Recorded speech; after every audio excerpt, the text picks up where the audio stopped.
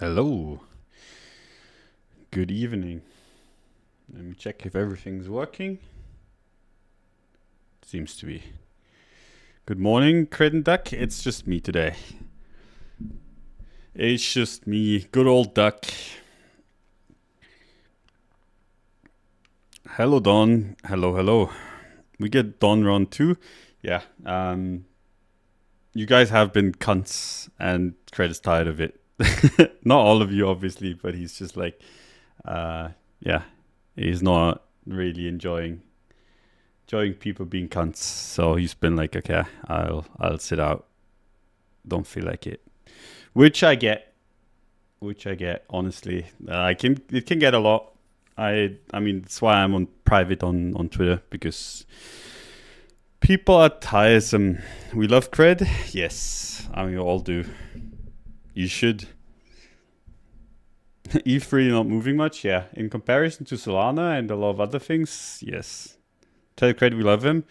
I do, but I mean, like, the thing is, like, it just takes like 10 people that suck out of 10,000 people that are cool, for you to just be like, okay, why the fuck am I dealing with this? You know, like, we're adults, and it's not like we need this.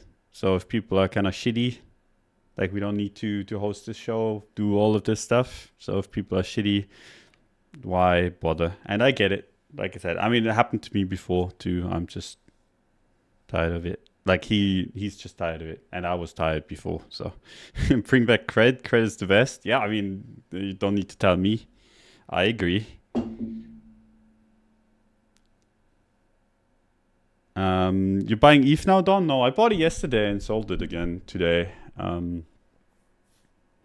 Don't really feel it. If I wanted to buy something, it probably wouldn't be ETH. But yeah, we'll talk about it. Today, the market is starting to get like a little bit heated in the altcoin department. Like, this is the first time where I'm like, okay, either Bitcoin just goes completely vertical, which I still think is, and we'll talk about why, which I still think is more probable than the downside, but it's getting a little bit too hot. So we need Bitcoin to step in and either nuke it by just giga pumping, going up like whatever, like 30% in a day. That would kind of reset things. Obviously not 30, but like 20% in a day would be nice, or nuke. So we're in this kind of weird twilight zone, but we'll talk about all of that.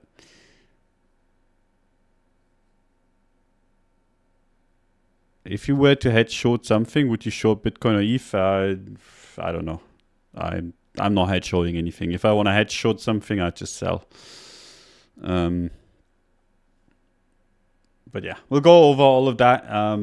Before we do all of it, big shout out to Woo for sponsoring the show. Appreciate their support. Go check them out.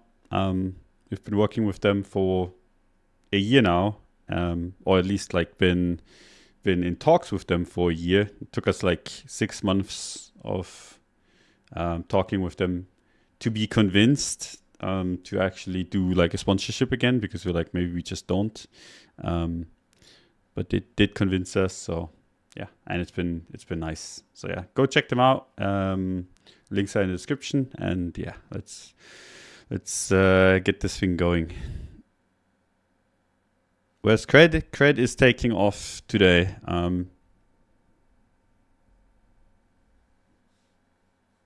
year ago, the sponsor was FTX. Now that's quite a while longer than that, mate. Time flies, I know, but that is quite a while longer. It's not a real casual Friday if we don't have both of you guys. We love you guys too much. Yeah, I mean, I agree, but it is what it is. Are you and Cred doing this full time? Yes.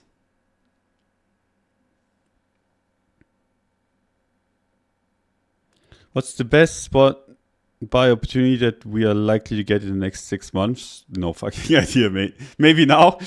I mean, if it goes up 20% tomorrow, now would be a good time. If it doesn't, then probably not now.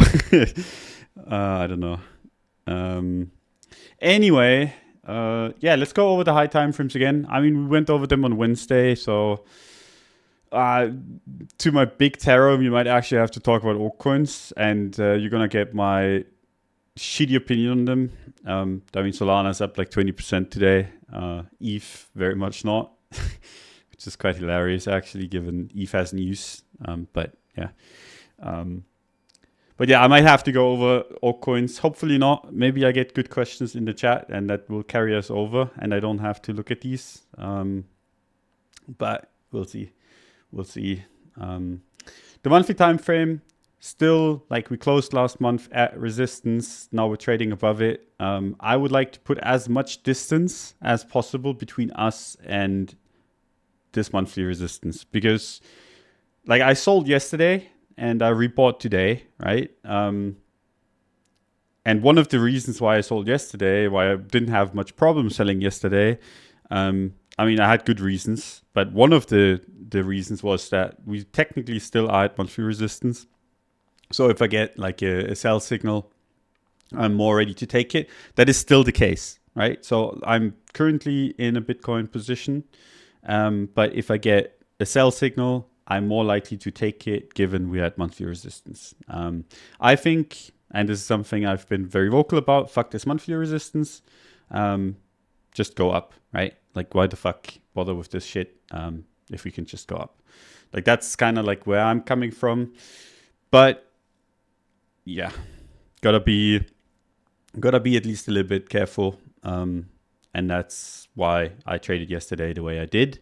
Now, obviously, undid that today, which turned out to be quite a good decision. Managed to kind of edge out like a $1,000 move on Bitcoin, which is nice. It's enough, like $1,000 move on Bitcoin is enough to be worthwhile in my opinion.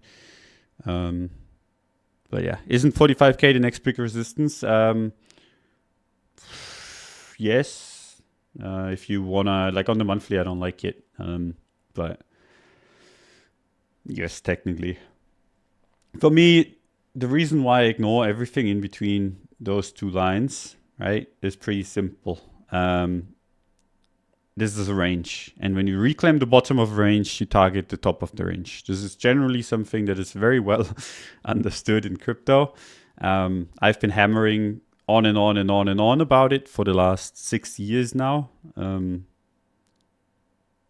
So yeah, that's one of my favorite setups. I'm not going to disregard that. But yeah, there's weekly resistance around mid 40s. So yeah. If you were sidelined, where would be the next point you'd buy? I mean, I was sidelined this morning and I bought. But then again, like for me, and this is why it's so great when you have a strong position, right? And we'll talk about this on the lower time frames. But for me, it's all the same position, right? Like I bought 16K and it's very easy for me to trade the bullish way, like take off, add back, because I already have a position, right? And for me, I'm just kind of going with the flow.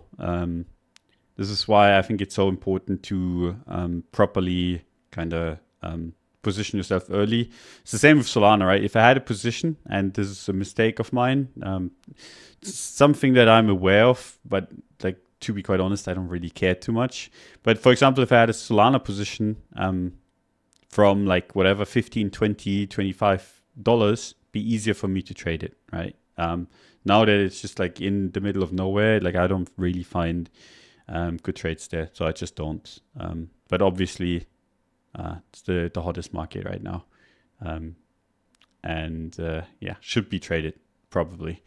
Is what it is though. Anyway, monthly time frame as the resistance, and it would be better if we move away from it as far away as we can. But looking good so far. Nothing too bad on the monthly. Not great, but not bad. The time frame is really good, and there's something I talked about on Wednesday.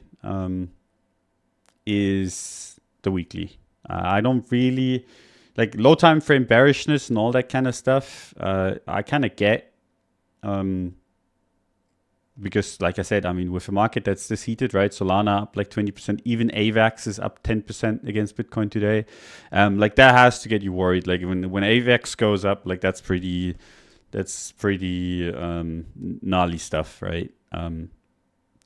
But this is the reason why this is moving so much is because of, if you guys remember last cycle, Sol, Luna, AVAX kind of thing, the whole the three outperformers. Well, Solana went up, so people are just kind of like buying AVAX, and people are even buying Luna, right? I think Luna is up 60% on the day today.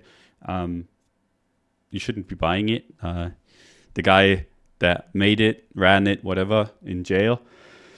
So take that with a grain of salt. And this is why I say like the market is quite hot, because people are just looking for something to kind of catch up the moves of Solana, right? So they're looking for the next best thing. Saka tweeted about it, yeah, also. But it's just the whole Sol Luna AVAX thing again. Anyway, the weekly time frame on Bitcoin looking good, right? And I don't really see a point in being bearish above 32.2k, right? This is the previous range low. We had a bunch of price action in this range, right? In here, we failed it, and now we finally came back above it, which is a good thing. It's quite significant to me to come back into a range like this. We've done that before at 5k, right? Like 5-6k.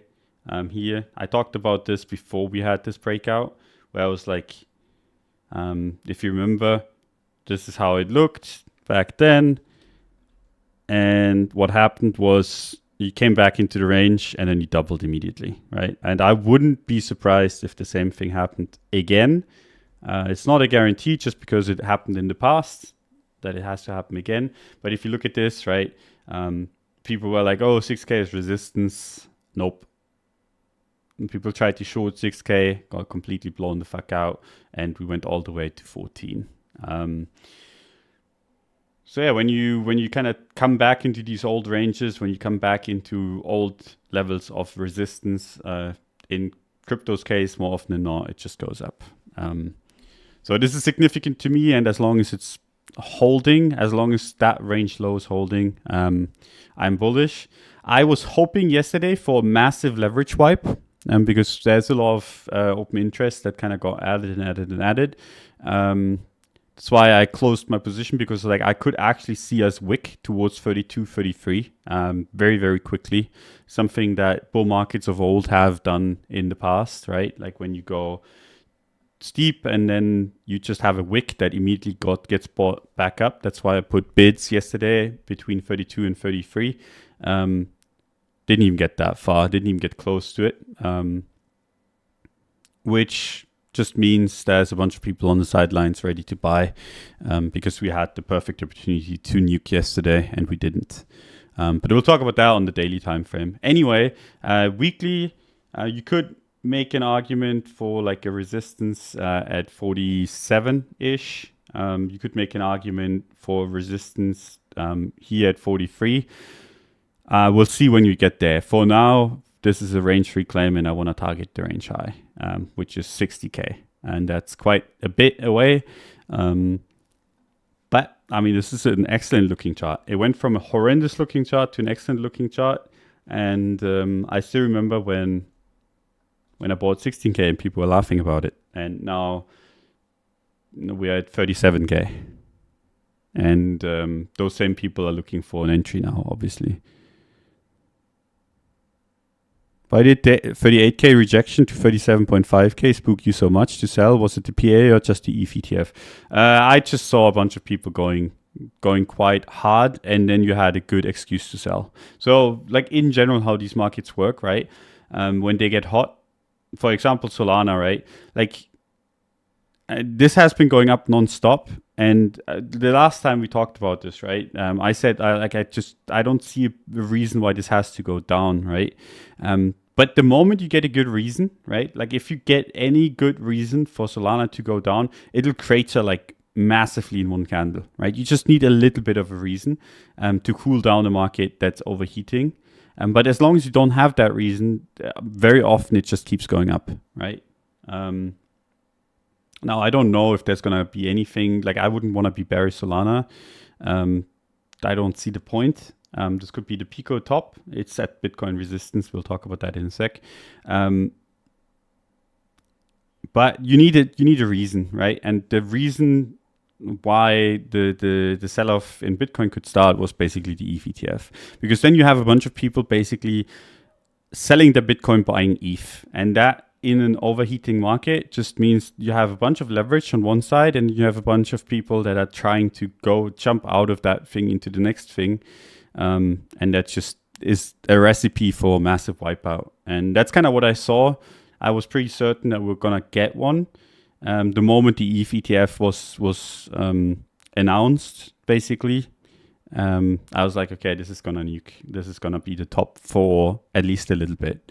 So I was like, for me, the only reason why I sold 37.5 and not higher was because it took me a while to sell.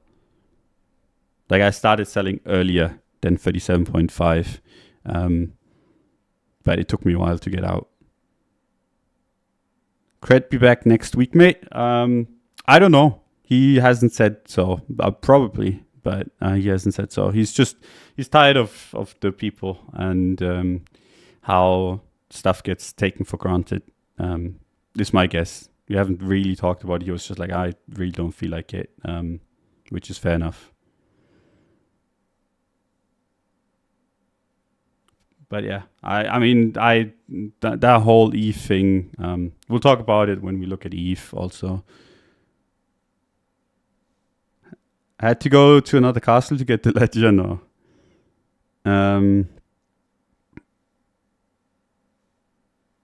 So do you have a technical analysis course video on your channel? No, but you should go check out CryptoCred on YouTube. If you don't know, that's my co-host, or my usual co-host. He's missing this time around. But he has the best, in my opinion. Like, that's all you need, and it's free. There's a bunch of people that try to sell you, and what they basically do is they go through his stuff and then reword it and publish it as their own and then charge like 2,000 euros for it. You don't need to do that. Just take the free stuff.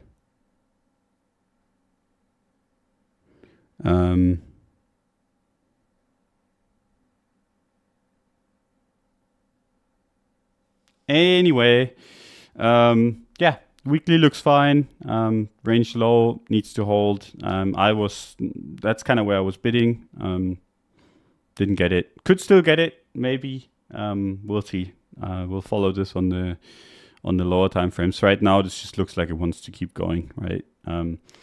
But we'll actually have to look at it on the low time frames to kind of explain how I traded yesterday, right? But the daily time frame looks excellent still. It's just a runaway kind of chart.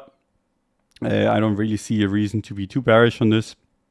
The only argument that you can make that this is bearish is that it's too bullish, which, I mean, fair enough, right? When something gets too bullish, there's a chance you pull back. But yeah, that's a pretty shitty argument, right? Like when you're like, I mean, if this pulls back, and I mean, this was something that we saw yesterday, what you want to be doing is buy, not be like, oh yeah, finally pulling back. Now it's going to pull back a lot. Yesterday it could have wiped out, could have made the chart look horrendous, and I think that would have been bought up immediately, but plunge control was in place. So plunge protection, not plunge control. Whatever, works both.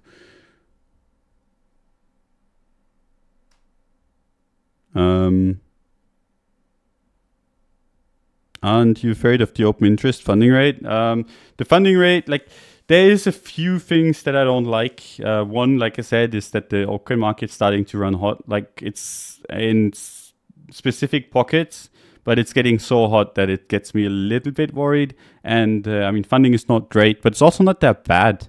Like, let me check. And I'm not a guy that really gives too much shits about this. Do I have a good site here somewhere? I mean, this works good enough. So like this is right now, right? Is this actually accurate? Because last time I checked it was high. Is this accurate right now? Can anyone check? I don't want to open too many tabs on this computer. So, but if this is the case, right, and this is actually like, because earlier when I looked at it, like this morning, it was like at Bitcoin trading at like 0.2, 0.3, 0.0, whatever, doesn't really matter, 3 times as high. ETH was 4 times as high. If this is accurate, it's actually quite low. Funding's not that bad. So it's much better than this morning. Solana is still at baseline, so yeah, it's not that bad. It was not as good this morning, basically when I bought. And the thing, what you have to, and this is why I consistently say that I don't care too much. The thing that you have to realize is that during early and mid bull markets, you can have high funding for a long, long time. Like that just means a bunch of people are speculating on higher prices, and they're more likely to be right in a bullish market, right? And leverage needs to get more expensive because, just in general, like it's pretty obvious that the market is going to go up. Like you can have high funding and that not be a bad thing. It's just if you have high funding in certain circumstances, then you have a little bit of a problem. But it's not that bad. It was much worse this morning. So yeah, all cool on this front. Like this is actually low funding in my opinion, not high funding. But I don't like. It's not a metric I look at too much. I can feel the funding in my veins. If you get what I'm saying. I don't know if that makes any sense, but I can kind of tell. You know, like I don't even need to look at all the leverage exchanges and all that kind of stuff. You can just kind of tell how it's going. Even based on price action alone, you can kind of tell. So I don't really care too much.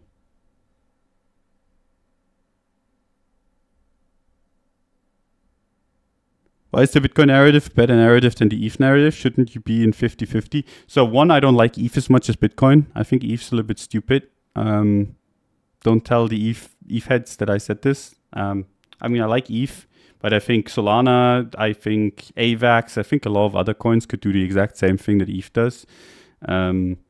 And it just takes one ETH misstep, like one misstep of the people running ETH, basically. And let's be real, there's people running ETH. It's not really as decentralized as a lot of other things.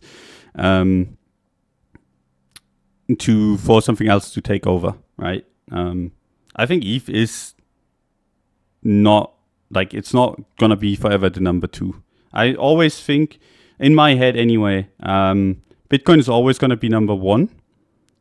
And this might be flipped for a little bit. I could see ETH flip Bitcoin for a tiny amount of time, but generally speaking, over the next 10 years, I'd say 99.99% of that time, Bitcoin will be number 1. And then whether ETH is number 2 or not, I actually don't know, and I don't have much conviction in that. So that's one reason. Bitcoin is just a more safe play, in my opinion. That's one thing, and the other thing is that the Bitcoin ETF is basically coming in. It could come in tomorrow. It could come in the day after tomorrow. Obviously not on the weekend, but it could come in anytime. The ETH ETF, that's a matter to be discussed in the next 3 to 6 months. It's not like that's coming anytime soon.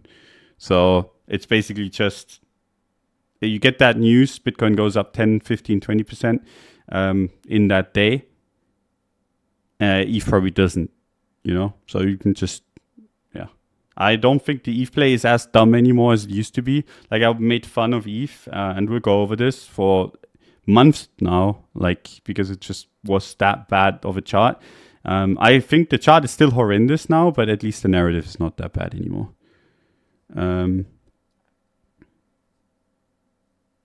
But you think the moment will come when ETH outperforms in the next bull? Yeah, of course. I mean, you're seeing Solana outperform massively right now. You're seeing a lot of other coins massively outperforming. At some point, people get stupid enough to buy anything, and anything but Bitcoin. Like it goes like Bitcoin lifts everything up, and then people get so stupid that they buy the biggest garbage. And ETH is going to be amongst that for sure. And I think ETH is not the biggest garbage. It's pretty good, all things considered. I like it. I just don't like it as much as Bitcoin. Anyway, the low time frames, right? And I have to go even lower than the 4 hour, believe me or not, to explain why I bought back, which is something of a rarity. We almost dumped to my support yesterday, but didn't quite get there. And I think there was a lot of positions at risk of getting fucked, but there's more positions that just like more people that want to be in, basically. So it didn't do the nice old wake up, go all the way down, do this, and then come back up. I think that would have been really nice as a trade. Would have loved that, but the market is too bullish to give it. So I was expecting for the market to kind of consolidate down here and then have a next leg down. Now what we got instead was we had a leg down, we went and bounced, and then kind of retested. And at that point already, right, like the selling was quite weak here and the buying, like the absorption was quite good from what I could see. I was just like, this is probably gonna do the whole Dalai Lama meme, right? So where you have like a move up, you nuke down, and then you do this, right? So I was like, we had this, we have the shelf now. It's probably just gonna go up down here. So I bought, and it went up for now. Anyway, that's kind of like when the market gets this hot, you can go down to like 4 hour, 1 hour time frames and still capture big moves, right? Like, I mean, this is a move of, this is Bitcoin, this is a move of 6%, right? So if you capture that, that's a worthwhile trade, and that's 2 hours of your time, which is quite nice. 32 to 33 still good entries for you. If we nuke, yes, somewhat. I don't like them as much anymore. We had the chance yesterday, given we didn't take it. If we go down there now, I would actually be more scared than hyped. Yesterday would have been yesterday and today would have been a good day to do that. We didn't, so I don't know.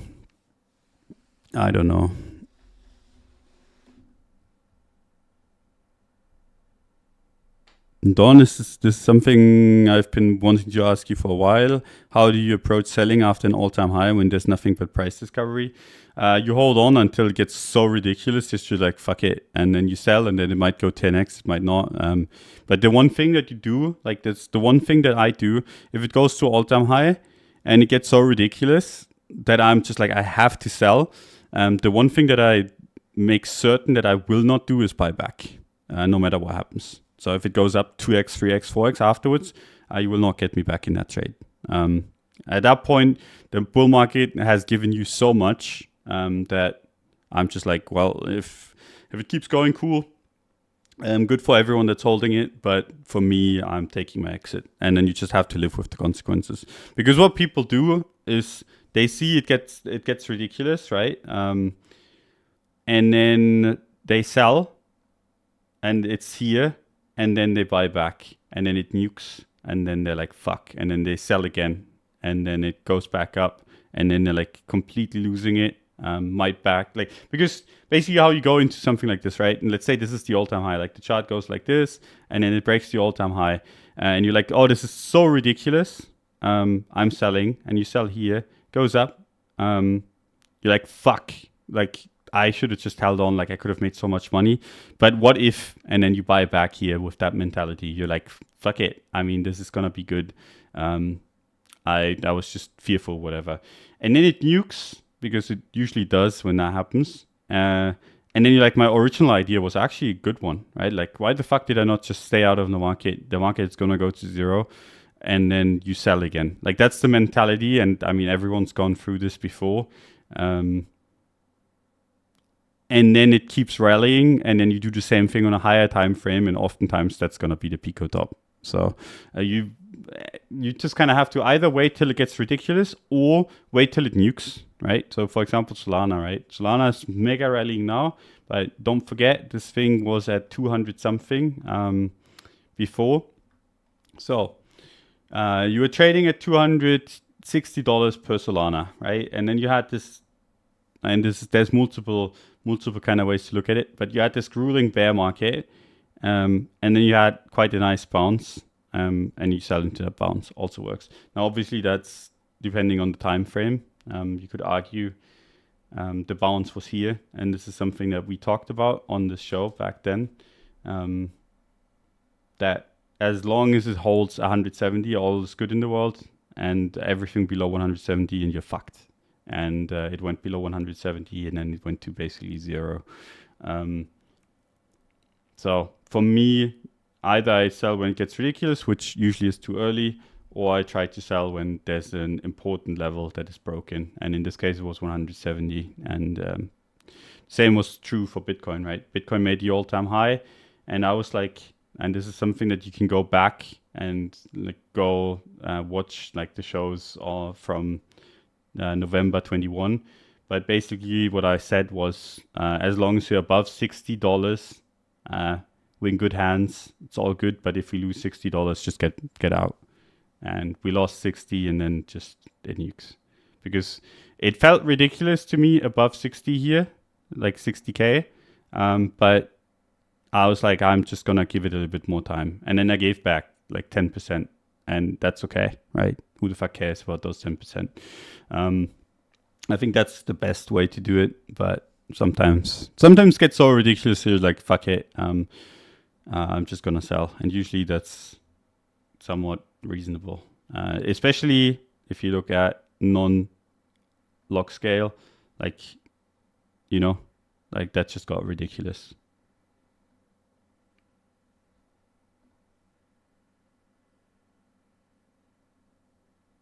Do you sell everything at that point, or do you leave a small moon bag? I never leave moon bags at all. And the reason why is because I don't think, or maybe this goes to infinity when I'm trading altcoins. I'm like, this is on its way to zero. It's just having a detour, right?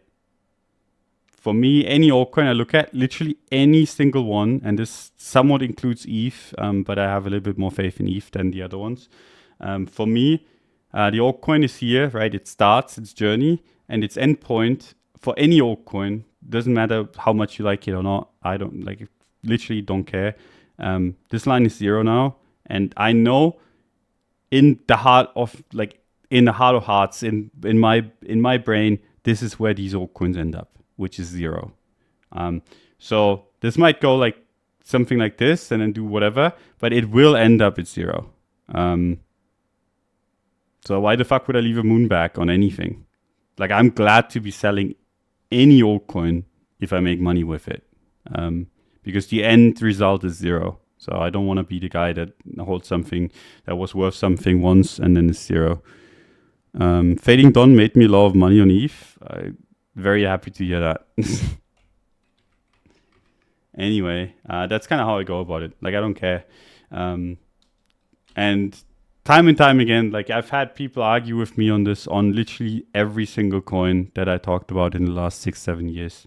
And at the end of the day, the only two that are really around still from that time is Bitcoin and ETH. Everything else basically went to zero or close enough. Do you keep some Bitcoin bags to hold? Also no. I usually sell when I sell, and that's it.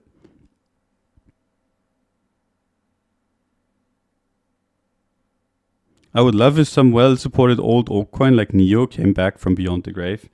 Yeah, but what's the point? They can just make a new one, and then there's no back holders, and then you can just pump it. Like, what's the point? You can literally take Neo, fork it, raise money out of thin air, and go from there, right? Like, why the fuck would you want to be bailing out people? Like, it's so expensive. Like, for example, with Litecoin, right? And I think Litecoin has a narrative in the future. Like, if ETH gets an ETF, I mean, if anything that's going to be next, it's actually going to be Litecoin probably. So Litecoin has a narrative, so don't put my comments on the chart, right? But if you take this coin from down here all the way up here, you're going to have to pay basically hundreds of millions to bag holders that are holding this for years and years and years, and you're bailing them out, right? Like you're going to have to buy through all of that to bail them out.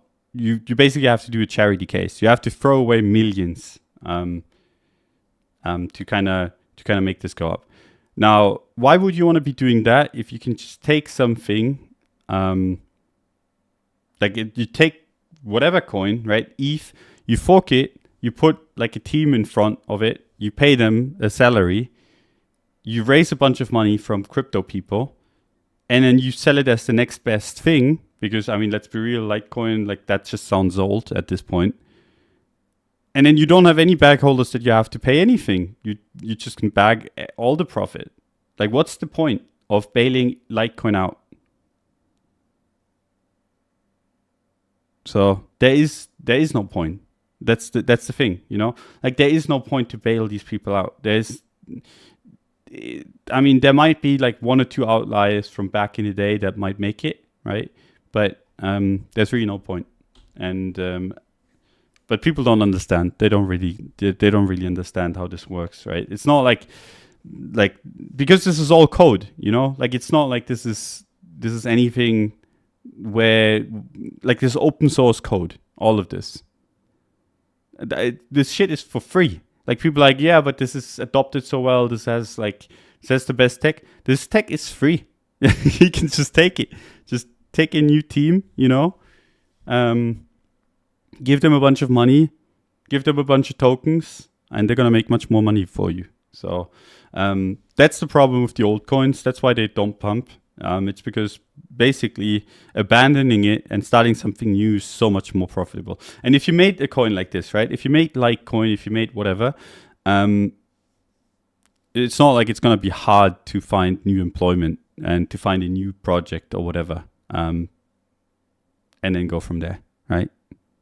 Like, it's not like you have any incentive to stay either.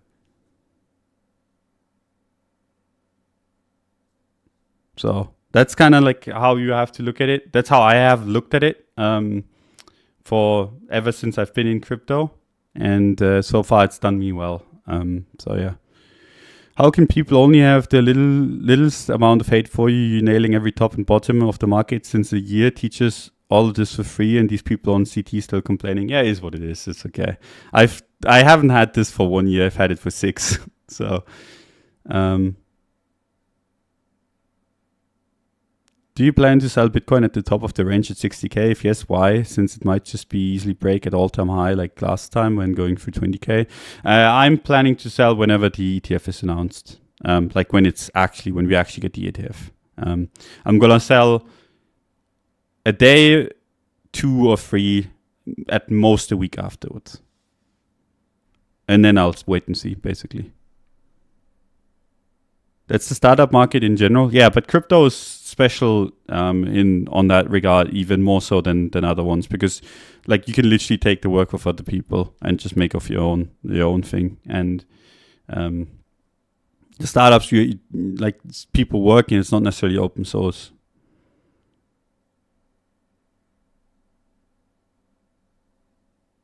Your invalidation still at 32K or higher? No, it's still 32K. Do you think this will be the last bull run? I don't know. Could be the last, could be the start of something much bigger. I have no idea. This is too far out. Don is 45K, wait and see when you get there, yes. Do you deposit, trade, and withdraw from a centralized exchange, or keep all of the tradable Bitcoin on the centralized exchange? So I have my oh, Jesus, I just hit my, what's it, the music bone? Oh, jeez, where you get the electricity through your arm. Woo! That woke me up real fast. The reason why I say music bone is because that's what it's called in German. I think. Jesus, I don't even know. Whatever, doesn't matter. Where were we? Yeah, I funny bone. Yes, thank you. whether I have my money on the exchange or not. One, why do you want to know? is this the tax authorities asking? No, I just generally have, when I'm expecting the market to move fast and big, I usually have my money ready to be able to, like my crypto ready to be sold. When I'm expecting the market to go sideways for a while, I store it away and I go back and forth on that from time to time. Don, how's your baby doing? Wonderfully. She's very, very, very, very smart and active. It's been fun. You plan on selling everything when the Bitcoin ETF gets released? Yeah, ish. Like a week or so is the timeline for me.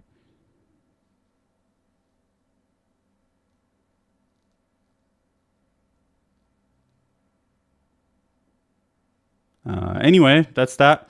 That's the whole story on Bitcoin. ETH still looks like shit. The chart, like actually looks horrendous. Especially if we get like some sort of Bitcoin strength and ETH doesn't take part this weekend. Because technically this is a bearish retest, right? Like that's the bearish retest. That's where you should be bearish. Now we have a little bit of a shift in narrative, right? With the ETH ETF also being a play to be had. So like I'm not gonna be as bad-hearted as I was the last how many months, right? Like we've made this argument over and over and over again. This is a bearish trend. It's not a good-looking chart. We made this point basically the entire way down. Now we had a bounce, right? But technically speaking, still very bearish. ETH BTC actually looks quite bad to me. But with the narrative shift, I'm not going to be too bearish anymore. That said, I don't really feel like buying here. I bought yesterday and made like 5%, and then I sold, which is, I mean, I'm happy about it. But yeah, I have troubles kind of being too excited about this chart. I could see myself rotate. Like if you get a Bitcoin ETF pop, we have more info than the general population has, right? You get a Bitcoin ETF spot ETF, whatever. And if Bitcoin runs, I think that rotation into ETH might be the last play that I make during that whole upcycle, as in like jump from Bitcoin to ETH and then exit ETH as well. Like the week after I exit Bitcoin. Could see that. Not entirely sure yet. Maybe we get like a full-blown altcoin season, whatever. We're kind of in one right now. I would argue it's just very concentrated. It's in Solana. It's in Link. It's been in a few coins. But yeah, that's kind of how I look at it anyway. Maybe we get like a little bit of an altcoin rotation going, but for now, that's that. ETHUSD obviously looks good, but that's not surprising because Bitcoin USD looks fucking amazing. But yeah, if we start seeing closes above 2K on ETH, I think 2.5K makes a lot of sense. So I think ETH should, in theory, go up. I'm just not entirely sure if that's going to be off of Bitcoin, like ETH Bitcoin strength or not. And I think, honestly, it's probably not going to be. I think other altcoins will probably still continue to be the better bet.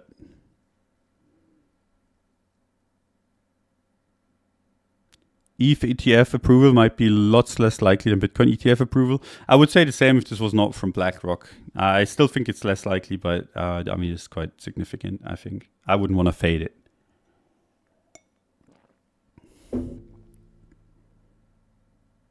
Is Cred okay? Is he depressed? Tell him we care. Nah, he's just pissed off, basically. Like, I mean, imagine, like, I'm just sitting here and I've had a really good run, and then people just treat him like my secretary, which he's not. I mean, I wouldn't want to deal with that either. Like, people have been very, very annoying. And I mean, I don't only like, I mean, this is me seeing it too, right? Like I get LinkedIn like shitty jokes literally every day from people that think they're funny by making dumb jokes. Like, just leave people alone, you know, like, be nice. unless someone is scamming, then don't be nice, but that's not how it goes, right? Bitcoin looks like it wants to go. Yeah, I mean, it looks like the same than like earlier. The daily time frame's not changed, but yeah, if you're on the 5 minute, you're like, oh shit, let's go. Funny thing is, I think the 5 minutes is actually valuable in when the market is this hot, right? Like I saw, basically, we nuked here, couldn't go further, and I actually saw this on like the 10-15 minute chart. So I bought in here. I was like, this just doesn't seem like it wants to go further. So this walkout was like partially me, partially obviously like a lot of other people too, but I was buying during this time. And that was based on my higher time frame kind of outlook on the market and the lower time frame strength that I was seeing.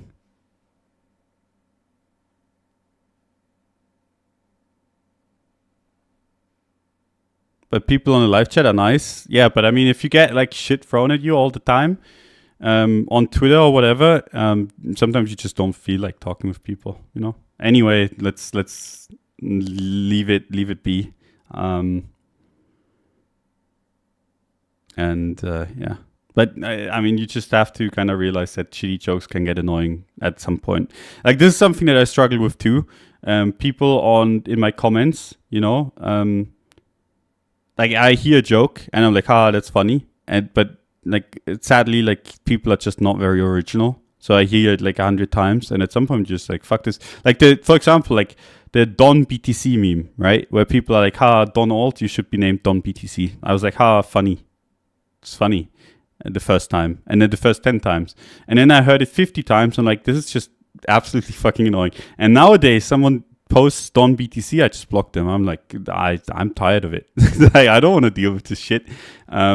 So even if it's the first time someone says it, like other people have said it too, and it just gets fucking tiresome, you know?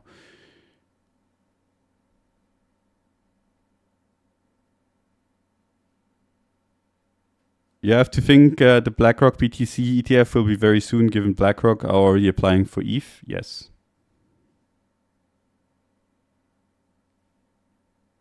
Don, could you please share more about your Play Money account? Is it that easy to do such multiples so fast? I mean, if the market agrees, there's a reason why I started this year, not last year, you know, because I was like, the market is going to go up. It's pretty easy to make a bunch of money and look cool. Solana looks like a blow off top, dude. It just looks like it's going up, nothing else. Obviously, like, I mean, this could go to 70 in one candle. Wouldn't be surprised. Like, we've seen crazier things. So, what's going on with Sol? The story of Sol is that a bunch of people that are bullish Sol didn't buy Sol because they're like,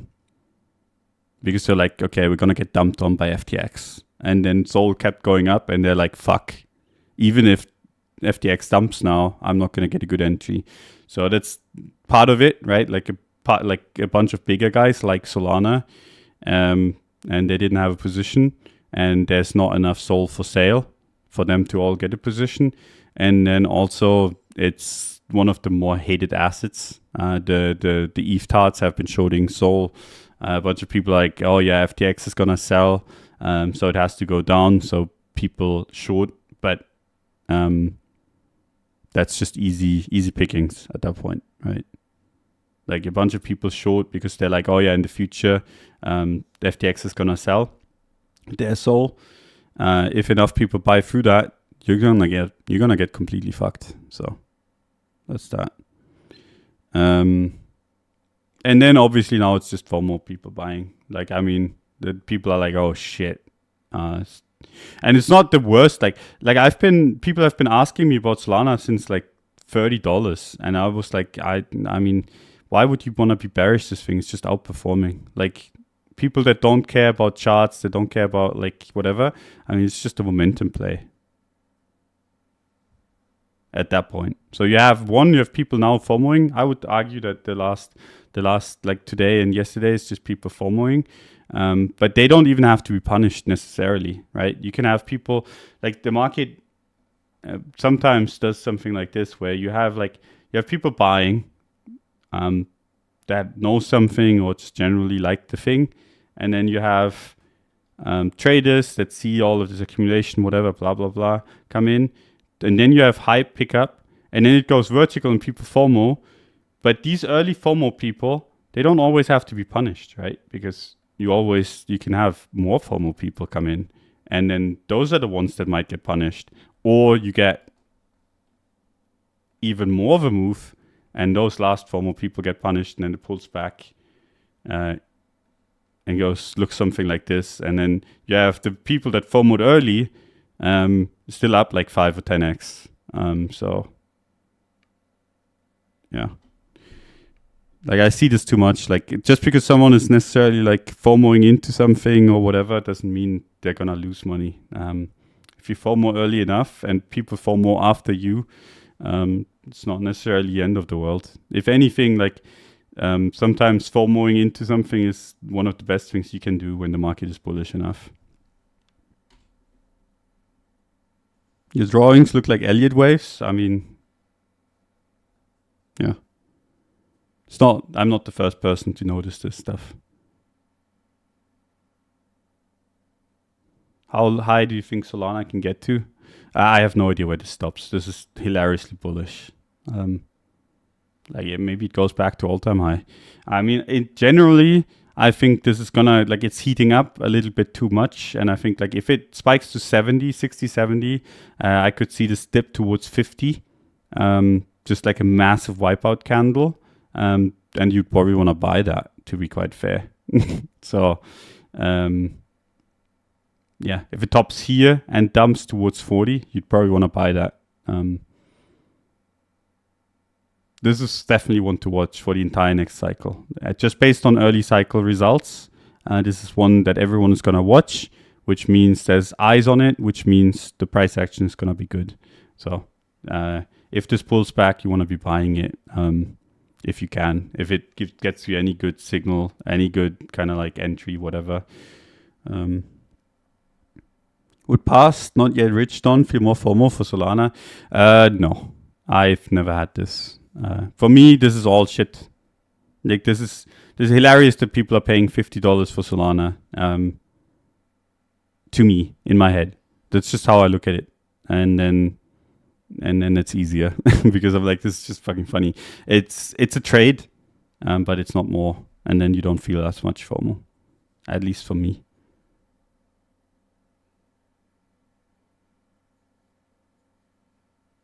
So, yeah.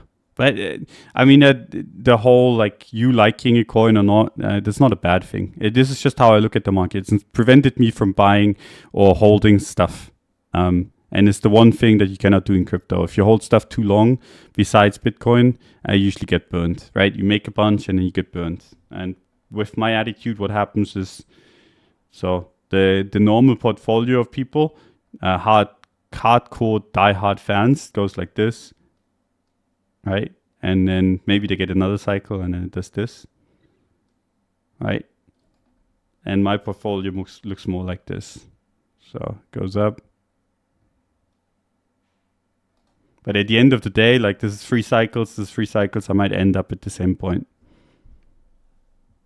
And other people make like a shitload of money buying the biggest garbage. And they outperform my entire cycle in 2 weeks. And that's something I'm okay with.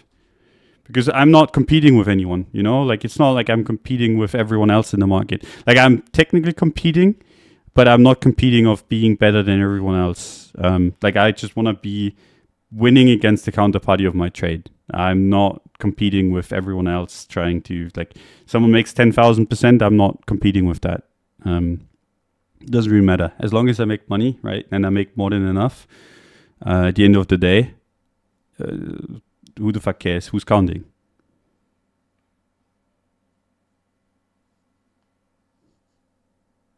So that's kind of how I look at it.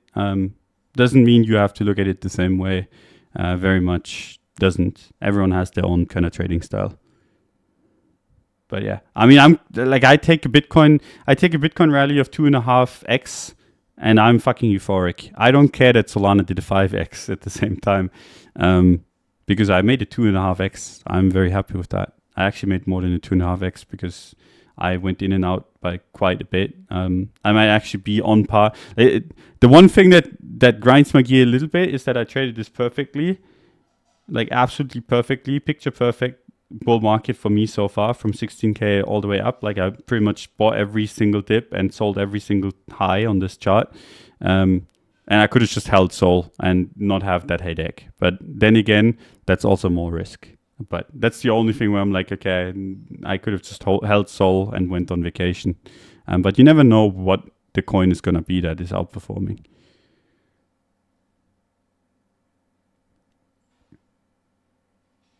Comparison is the thief of joy. Yeah, I think that's what gets a lot of people. They're like, this guy is making so and so much money and so much multipliers. I should be making the same. And then they do dumb shit, right? Like they do the dumbest of dumb shit and they give all of the stuff that they've made back or put themselves in a position where they don't actually make any money.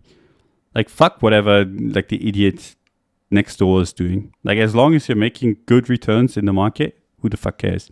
You find however you can make and keep your money, and I mean, go from there. And then whether you're gonna be the best at it or not, like that's gonna be something for the future to decide. Don, if cycle repeats, would you consider to invest in Solana projects, shitcoins as you teach us in the next months? I'm the wrong guy to ask. Like I'm terrible at this shitcoin game. I just don't have the appetite for it. Like I'm like, cool, Solana went up. The ecosystem on Solana probably like does pretty well, I'm guessing, but I'm way too lazy to look into it. Like I'm just at the core, I'm lazy, and I do what I do well. And when it stops working, then I start being not lazy. But so far so good. But yeah. There we go. That's that. Like I said, Solana, like I cannot give you really good resistance and supports. If anything, like there's a support at 44. If this nukes, that might be interesting. Resistance-wise, 70, 77 is the next one that I have technically. Monthly chart looks hilarious. Don't really know. I wouldn't want to fade this. That's all I'm going to say. And if you, for some reason, get to buy this at $30, down here, you probably should. But then again, this seems too deep down. So, do you think this rally is strong enough to get to all-time high? No. But it could get to 60. I don't think it's strong enough to 70. Not in one go. But it depends. If we get the spot ETF tomorrow and we go to 45, we're going to get a sizable pullback, I think, at that point. If we go to 45 and get a spot ETF, then we maybe go to 60 and then get a sizable pullback. If we go to 60 and then get a spot ETF, maybe make a new all-time high, like it all depends. And then with other coins, I mean, like Link's at resistance now. We talked about this when it was breaking out. I was like, if anything, you'd want to target $18. Getting quite close to that. Solana is running quite hot. So with the altcoins, I don't know. I don't have any positions. Link BTC is at resistance, and Solana BTC is also at resistance, if I remember correctly. Yes. So I could see those pull back a little. Maybe you get like a little bit of a rotation. AVAX has been rotating. Maybe that continues. I don't know. I don't really have strong feelings. I just think in general, Bitcoin should go up. It's the only one that I'm reasonably certain about. That's why I have a position. If it starts losing 36, maybe we get lucky at 32, 33. But for now, just looks like up. And yeah, everything else, anything that's not up a shitload in the last, I don't know, week or two, I don't really give a shit about. People are asking about XRP.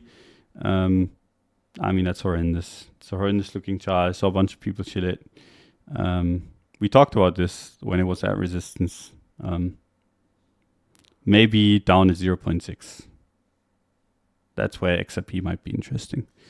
So yeah, that's that. I think that's enough for today. My fiance is finishing food. I can hear it in the background. So I'm going to go and grab that. I appreciate you guys coming by.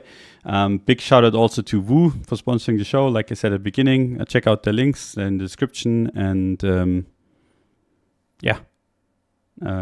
that's that. Love you guys.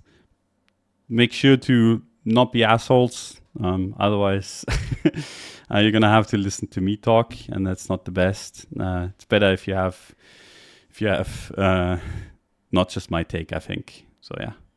There you go. Much love. Bye-bye.